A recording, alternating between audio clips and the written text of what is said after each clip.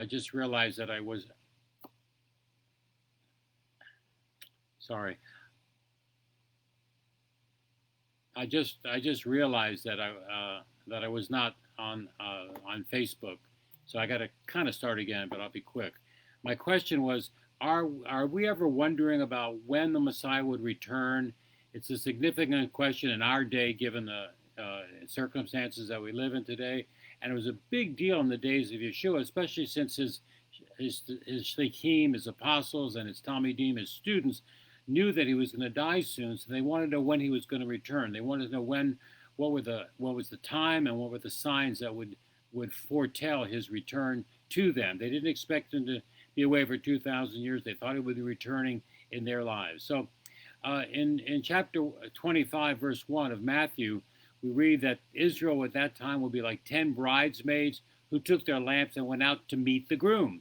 Now, this is clearly a discussion of a Jewish wedding, which will review for you, has three sections. One, the original arrangement by the parents called the Shidduchim, the public engagement of the couple called Erusin, and then the time when they come together under the chuppah and start their lives together.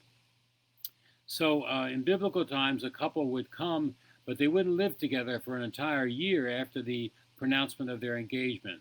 And it was during that time that they would take care of things.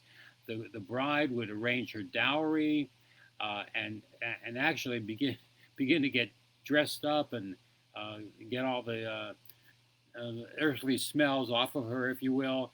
And the groom's job was to build a house for them to live in. They figured it would take about a year, and nobody knew when the wedding would take place, because it was only the father of the groom who initiated the wedding with the blowing of a shofar. We talked about that in the last couple of weeks. The bridesmaids, these 10 bridesmaids, were preparing to meet the groom to start the wedding ceremony once it began. They had certain roles to play. However, in this parable, in verse 2, we see that some of the bridesmaids were called sensible and some were called foolish.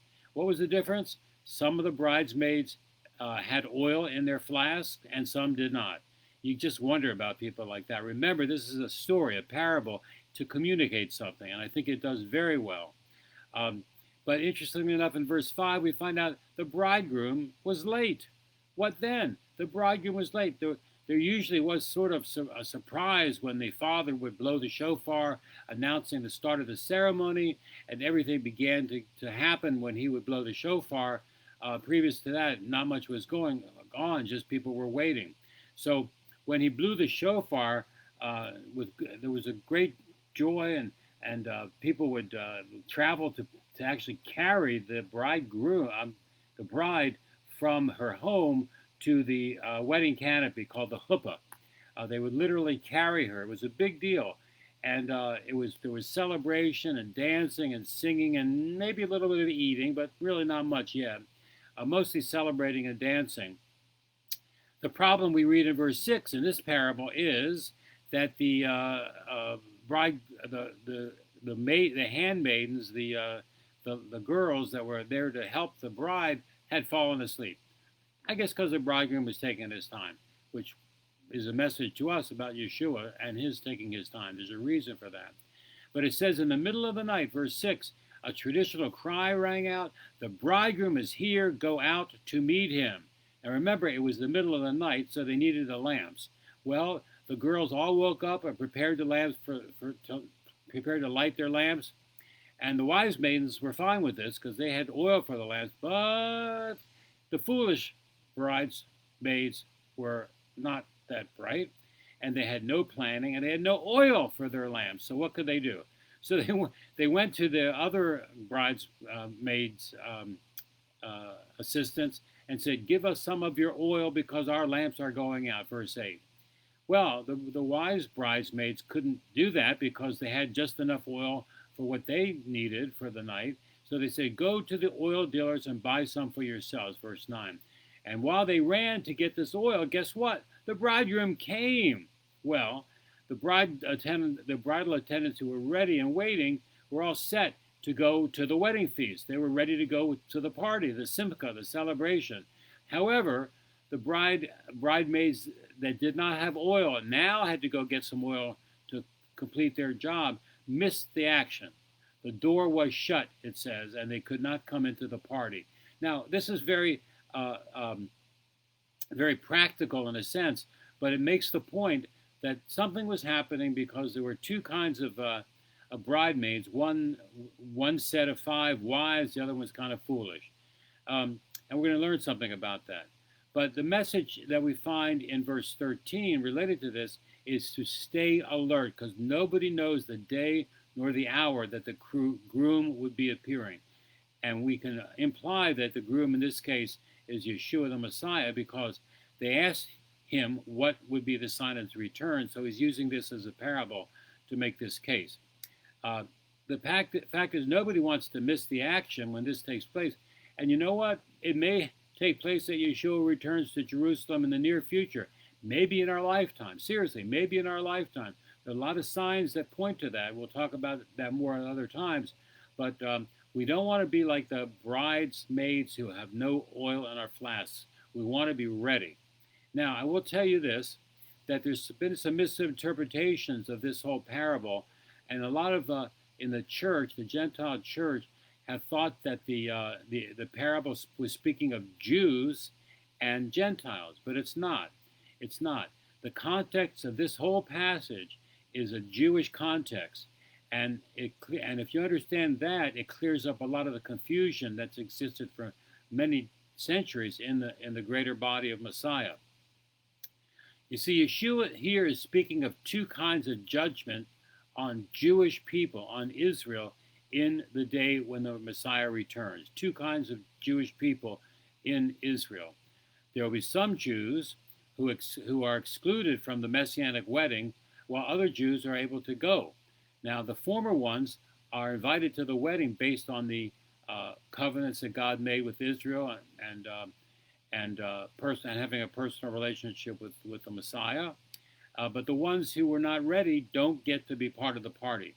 Now, I know it sounds a little trite and kind of mundane, but it makes the point.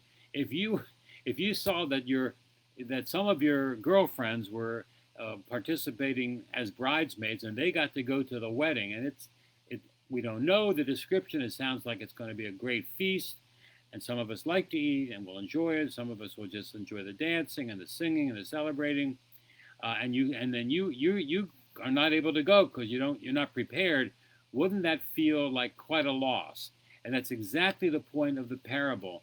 Yeshua wanted to know, he wanted his people to understand, his own people, his own relatives, his own Jewish people. He's not talking about the greater church here. He's talking about Jewish people, that he wanted them all to come to the wedding, but he wanted to make the point that some people would not be ready for it. They would not be paying attention. They would be doing something else and not paying attention to look for the return of the Messiah. The message in that is stay alert. All of us, Jews and non-Jews, because there's going to come a time when the Messiah is going to return, and we want to be ready. Whether we're Jewish or not Jewish, whether we believe or not believe, this parable is a call to all people to be carefully in relationship with God, to have all of our ducks in order, shall we say, in relationship with God before the door shuts. Now, I want to suggest that we do that. And let me ask you a question before we go on to the next section. Seriously, think about this. Are you ready for the return of the Messiah? It's a day of judgment. For Jewish people first, also Gentiles, Romans 2. But for Jewish people particularly, are you aware that the Messiah, a Jewish man, will be returning to Jerusalem to reign over the earth as king, and you want to be at his celebration, his installation, his marriage supper of the Lamb, whatever you want to call it, his wedding? You want to be there. So are you ready? I mean, have you, if you're Jewish, trusted in Yeshua's salvation? He willingly allowed himself to be the sacrificed lamb, according to Isaiah 53, so that he could redeem his people from their sins.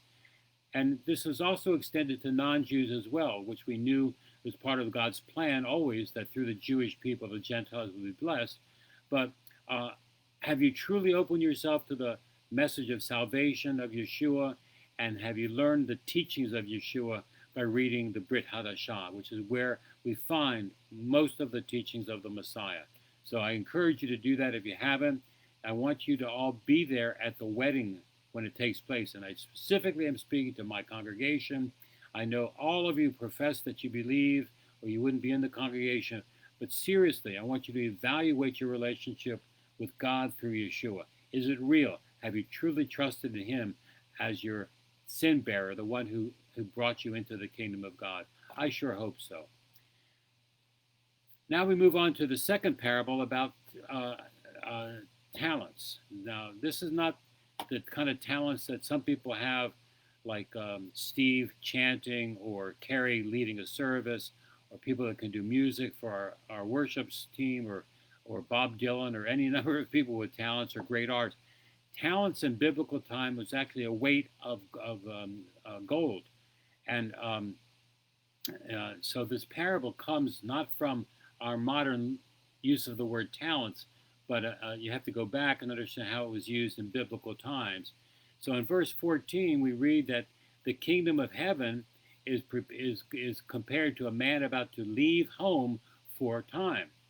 That's the parable that Yeshua taught, that the kingdom of heaven, or God's kingdom, he uses euphemisms. Kingdom of heaven is also referring to God Himself. And this helps us to avoid saying the tetragrammaton, Yud He Vav He, the proper name of God that we Jews don't like to say because of a number of reasons. It shows reverence for God, essentially. But this parable describes this man who's going to go on a trip for a while, and so he entrusts all of his possessions to his servants. Now, he had many servants. Now, this idea of servants certainly brings up the idea of Israel, because Israel was always called the servant of Adonai, like in Isaiah and other places. Israel was the servant of the Lord. So this sort of a parable gives a hint as to what's happening. Here's the story.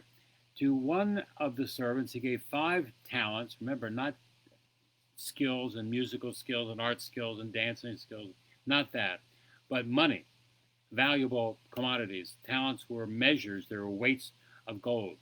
So he gave one of the servants 5 talents, about 100 years' wages in today's dollars. A lot of money. And then one of the other men, he gave them 2 talents. And the third fellow in this story is one whom he gave 1 talent to. Now, interesting, there's a note here that says he gave them according to the ability of each of the servants. We need to think about that. So the one who had been given 5 talents went out, invested the money, and earned another 5. He was a faithful steward. So similarly, the one who was given 2 talents went out, earned 2 more talents, and the one who was given a single talent, very different story there.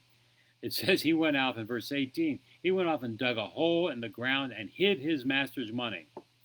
Well, that reveals a serious problem for this fellow, and there's other issues besides just not doing good investing. We'll cover that in a second. So Yeshua's parable is not too difficult to understand. The truth is that different people use their talents differently. Some use their talents to the max. Some do it minimally, and some don't do anything at all with it as all. They just don't do anything with the talents that God gives them. We're called to use our talents. That's the story here. That's the parable. So in verse 19, we see what happens. After a long time, the master of those servants returned. And he returned to settle accounts, it says in verse 20, meaning probably pay the people for their work, to settle accounts. So the first servant approached the owner, the master of the land, pointed out that he had earned 5 more talents with the 5 that he was given. Well, the master was very happy with that. He said, "You've made 5 more talents on my 5 talents. You are a good and trustworthy servant." And that fruitful servant then it says in verse 21, was invited to come and join in his master's happiness. He got to go to the party, in other words. Similarly, the one who was given 2 talents comes to him and said, Master, I've made 2 more talents for you. Excellent. You're a good and faithful servant, Yeshua said. Because in the master's eyes, the guy who had 2 talents used them well, and the guy who got 5 talents used them well as all. And so the master was excited and said, let's go. You guys come. We're going to party. We're going to celebrate. We're going to have a great old time. But the one who was given 1 talent and didn't do anything but bury it in the ground was criticized. And the one who had the 1 talent said about this, that he said, the reason I didn't do anything was because you are a hard man, master. Not only that, you harvest where you didn't plant, and you gather where you don't sow seed. This attitude of the servant was really wrong toward his master. Instead of putting a talent to use, he just hid it in the ground. The servant offered to give his talent back to the owner because he wasn't doing anything with it. So what does Yeshua say? What does the parable say, which we think is Yeshua in this case? Verse 26 says, you are a wicked and lazy servant. He just can't believe that the owner, this man could not accept that the owner had the right to harvest where he wanted to harvest and gather when he wanted to gather and sow seed where he wanted. He owned the land. It was his to give. It was his to use. But he says, Yeshua, the master says, but at least you could have put it in the bank and earned some interest. Now, that in our day that we are in now, it doesn't do much good. I think interest rates are really under 1% in the bank. So even that would not have been a good decision. Better to put it to use. So in verse 28, the master directs the other people to take the talent from him, the 1 talent, and give it to the one who now has 10. Now, according to Yeshua's teaching, this is a fair thing to do, a very spiritual thing to do. The master is quoted by saying, everyone who has something will be given more, and he will have more than enough. In other words, if you take from the one who didn't do anything with his talent and give it to the one who did a lot with it, more good for the kingdom will take place. And the faithful servant will be blessed beyond all imagination by doing this. He says in verse 29, anyone who has nothing, even what he does have, will be taken away from him. Speaking of this wicked servant who was just a lazy, wicked servant. He was a worthless servant. He didn't do anything that with his talents that the master wanted him to do. So the master's conclusion was, he's a worthless servant, throw him in the dark, throw him out in the darkness, where people will wail and grind their teeth. Now, that expression is used often in reference to Gehenna, to hell, Gehinnom, the place of judgment. And so this servant who didn't do anything with the gifts that God gave him, the talents that God gave him, is not just ignored, he's thrown out of the kingdom. He's cast away. Certainly doesn't get to go to the celebration. In fact, he suffers the rest of his life according to our understanding of God's judgment. So, let's make a point here. All of us, each one of you that are listening to this, is given certain talents by God, certain abilities by God, certain gifts from God. And we are called as part of God's community to utilize those gifts and talents to the maximum. Gifts and talents are slightly different, but I think the point is the same. We're going to be held accountable for how we use the things that God gives us. Think about that. If God gave you the ability to sing, are you honing your skill with singing? If God gave you the ability to earn money and invest it in the kingdom of God, are you doing that honestly and efficiently? And are you remembering to support what God wants you to support since he gave you the ability to earn the money? Or maybe you're a very good outreach person. You know how to spread the good news. Are you doing it effectively? Is it on your mind all the time?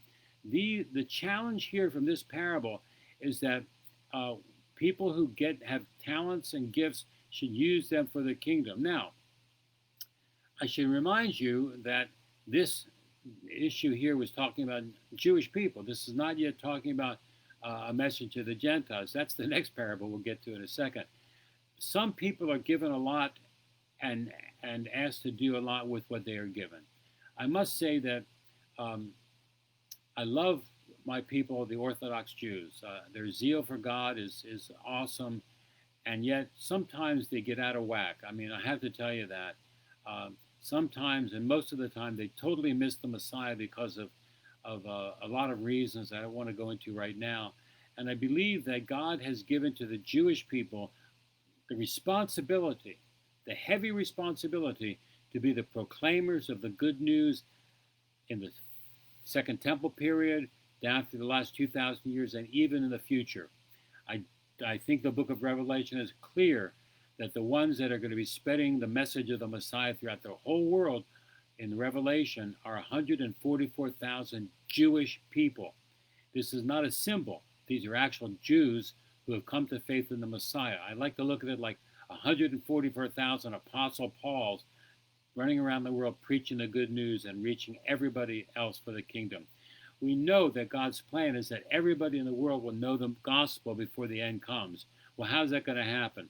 Last week I said maybe it's through Zoom or through social media, and I think that's certainly something. But I do think there'll come a time, as the Revelation speaks about, um, uh, that God will call 144,000 Jewish men, actually Jewish virgins, it says, to proclaim his good news to the rest of the world.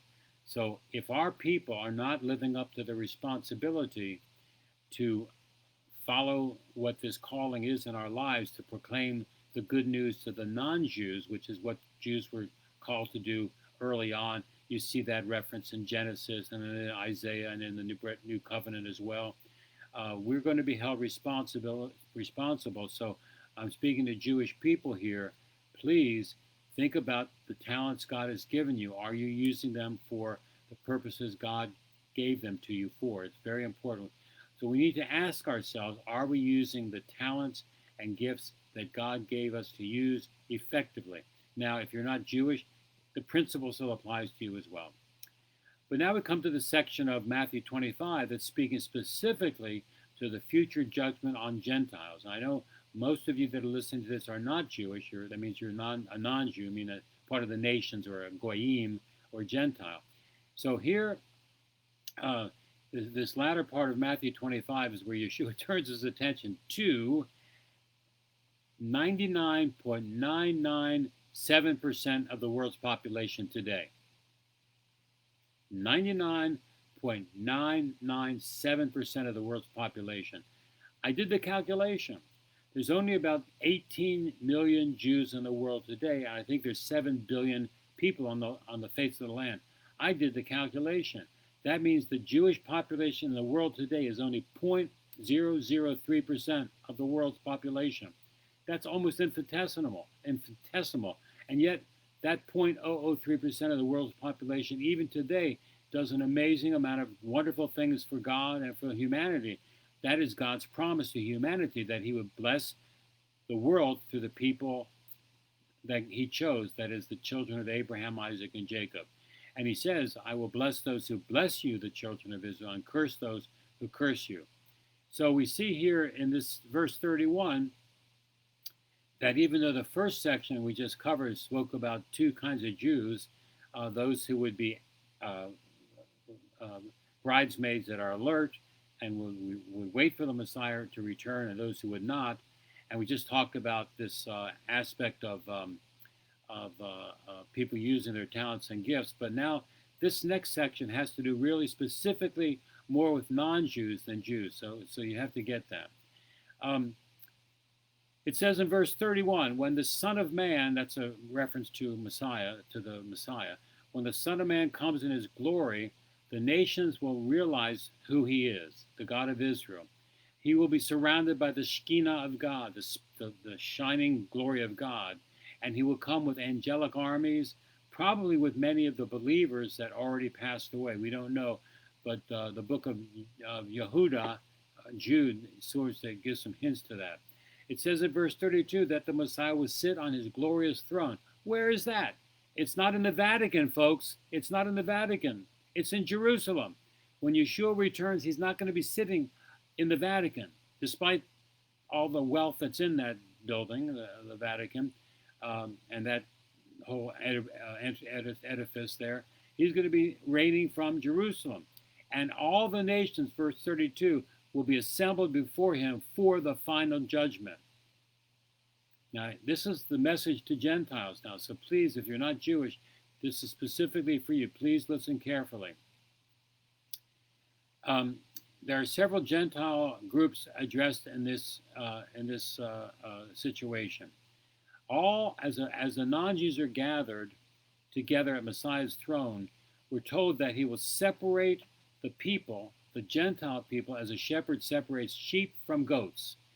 Now, that's often thought to be Jews from Gentiles. That's not what it's talking about, because in biblical times, sheep and goats often mix together. If you go to a farm now, there is not big separation. The sheep and the goats roam the fields pretty much wherever they are. But there comes a time when there needs to be a separation. So verse 32 tells us, and when this day of judgment takes place, the shepherd will separate the sheep from the goats. A good shepherd will lead his sheep with his voice, but sheep are almost blind, so they only follow typically the sheep that's right in front of them, and they just keep on going wherever they're being led. And the shepherd, who's leading the whole group, does so by talking to the sheep with a certain voice or a whistle, whatever. King David used to sing to the sheep. They have great hearing, but lousy sight. Ghosts, on the other hand, are very independent. They don't like to follow the herd. They're off running around on their own. So you can see that typologically, the sheep are those who God is happy with. We follow along in his herd. Doesn't mean we're mindless people, but we choose to follow him and not resist him. At least most of us should and do. But goats, on the other hand, are quite independent. So Yeshua's parable becomes intriguing because he says he's going to place the sheep on his right hand and the goats on his left. Now remember, it's a parable using this aspect from husbandry or animal raising. The right hand is often seen as a place of strength and success. And that is good, as it's said in this parable, that some of the people will be separated, the sheep, and will be on his right hand. And the word picture continues saying that the teaching that the king will say to those on his right, verse 34, "Come, you whom my Father has blessed, take your inheritance." So if you're a Gentile, you want to be in the sheep world, not in the goat world, because the sheep world is the one that gets the blessing. He says, "The kingdom is prepared for you from the founding of the world." Don't you want to be there? If you're a Gentile, don't you want to be a sheep in these last days? You don't want to be a goat, because goats tend to stray and are trouble for everybody. It doesn't mean that God doesn't love goats, but he wants the goats to be separated from his sheep, because the goats were the rebellious people, and the message in that is that the sheep should stay away from the goats, especially as we come into the last days. You want to be on the right hand of God, not the left. Now I want to continue with this parable in verse 38. They said to him, "When did we see you hungry and feed you, or thirsty and give you something to drink?" Those were the good sheep. It says, "When did we see you hungry and feed you, or thirsty and give you something to drink?" They couldn't remember a time when they brought the Messiah and as a guest, or took care of him when he was sick or in prison. But he says here, "I tell you that whenever you did these things for one of the least of my brothers, of mine, you did it for me."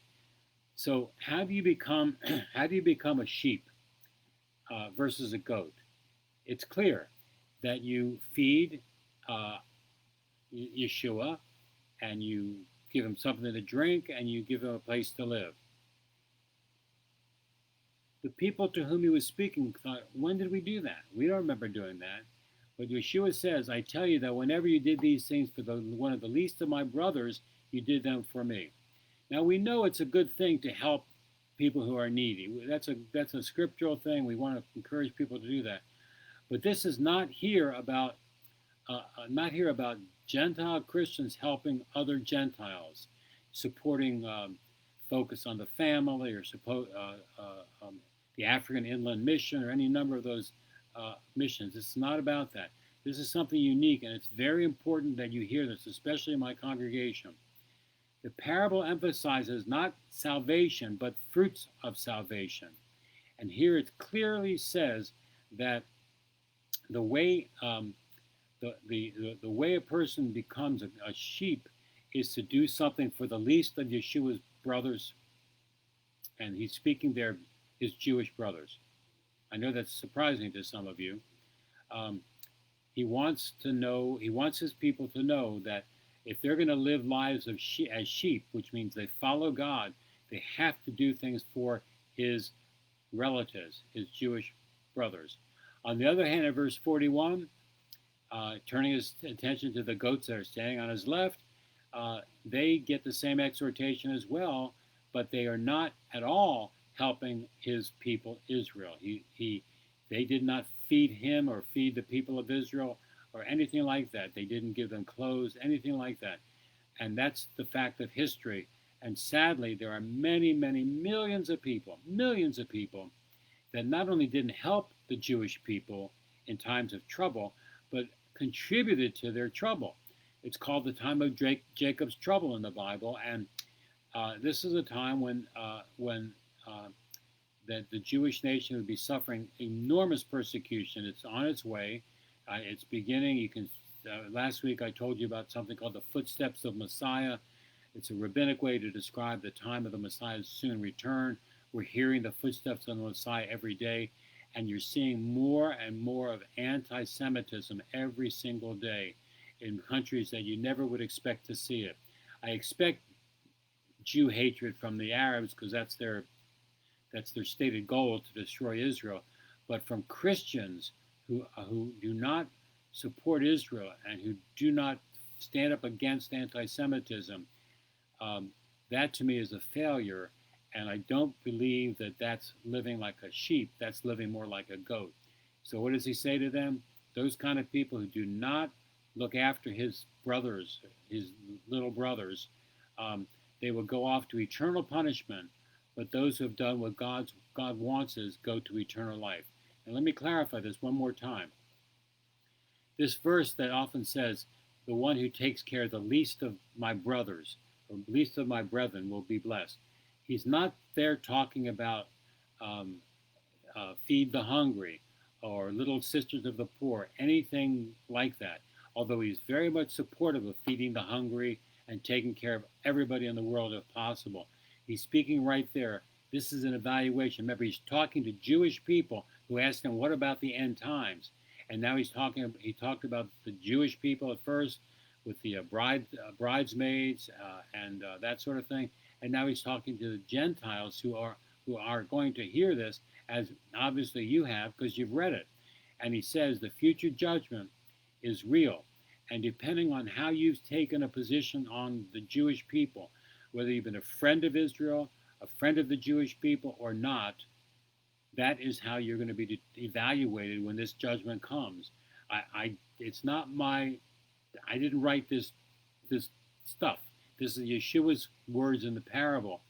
The final judgment on that day, that when Yeshua reigns as king from Jerusalem, not the Vatican, is going to be, what did you do with Jewish people?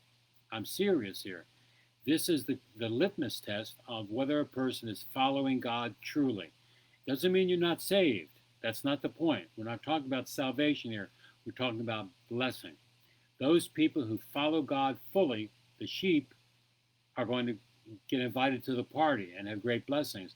Those who rebel against God and don't follow him fully are the goats. And he specifically says the criteria is how people dealt with the children of Israel, the Jewish people. I know that you people that are involved in Emmanuel feel called to help us reach Jewish people with the message of Messiah, and called to learn about Jewish things, and called to be part of our flock. And those of you who are watching through Facebook or however somewhere else, the same message is there for you as well. What have you done treating the Jewish people? Have you been kind to Jews? Have you supported Jews? Have you supported Israel? Or have you been one of those people that have cursed Jewish people. Remember the promise God made to Abraham, Isaac, and Jacob?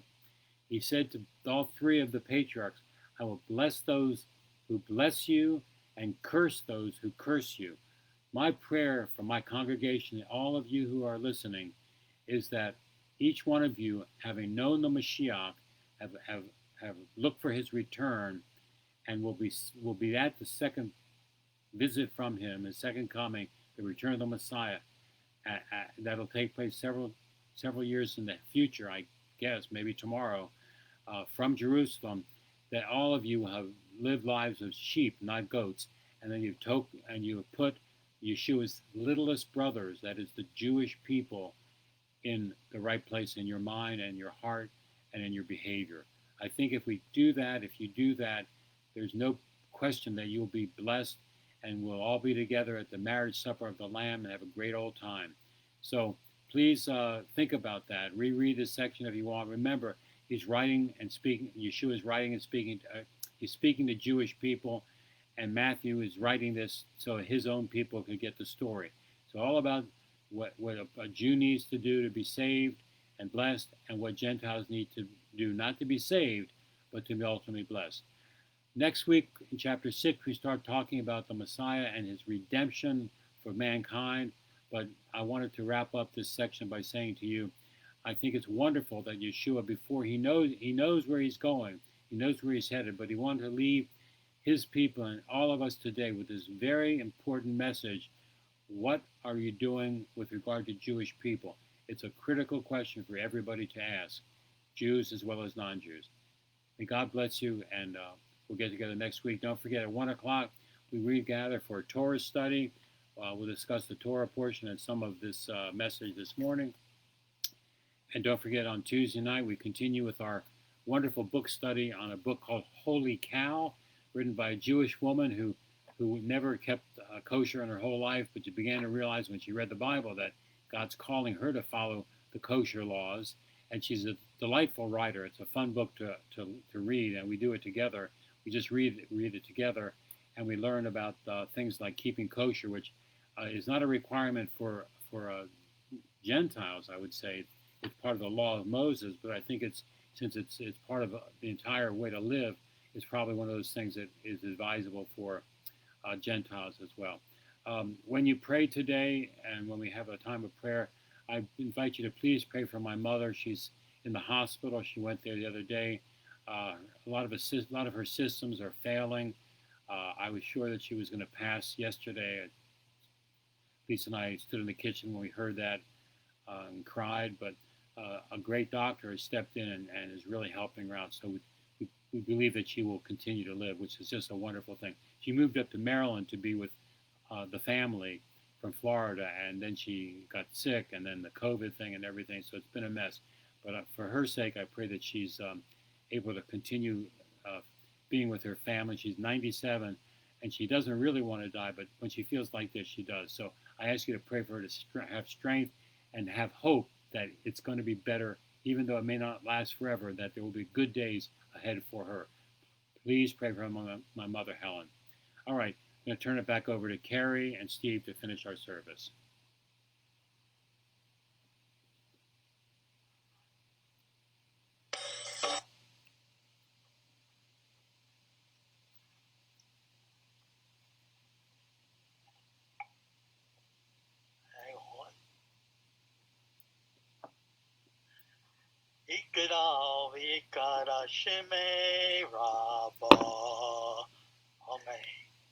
May his great name be magnified and sanctified in the world that he will create anew, when he will raise the dead and give them eternal life. Will rebuild the city of Jerusalem and establish his temple in the middle of it, and will uproot all pagan worship from the earth and restore the worship of the true God. Oh, may the Holy One, blessed be he, reign in his sovereignty and majesty during your lifetime and during the lifetime of all the house of Israel, speedily, soon, and say, Amen. Let his great name be blessed forever and for all eternity. Blessed, praised, and glorified, exalted, extolled, and honored, Magnified and lauded be the name of the Holy One. Blessed be he, though he transcends all blessings and hymns, praises and songs which are uttered in the world, and say, Amen. May there be great peace from heaven and life for us and for all Israel, and say, Amen. He who makes peace in this heavenly realms may make peace for us and for all Israel, and say, Amen. Oh, say Shalom.